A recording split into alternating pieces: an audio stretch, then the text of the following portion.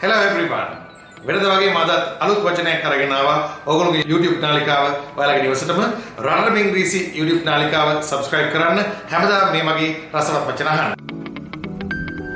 Ratatama English. අද අපේ වචනය Crestfallen.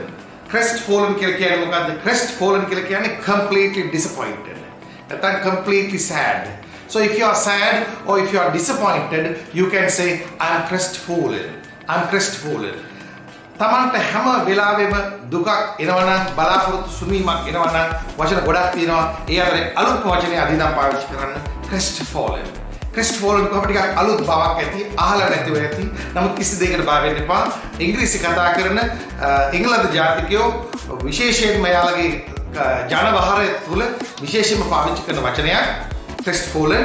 ඒ නිසා ඔයාට දුකයි නම් ඔයාට disappoint නම් ඔයා කියන්නේ I'm crestfallen. I'm crestfallen. ඔයාට යම් කිසි අවස්ථාවක වේදනාවක් ඇති වුණු වෙලාවක වාට කියන්න පුළුවන් I was crestfallen. I was crestfallen when I lost my car key. I was crestfallen when I lost my job. විවිධ වාක්‍ය තරන්න හැමදාම අලුත් වචන ඉගෙන ගන්න. අද අපේ වචනේ crestfallen. හෙට අලුත් වචනයක් අරගෙන එනතුරු පොතේ ලියන්න නැතුව හිතේ ලියා ගන්න. Ratatama English.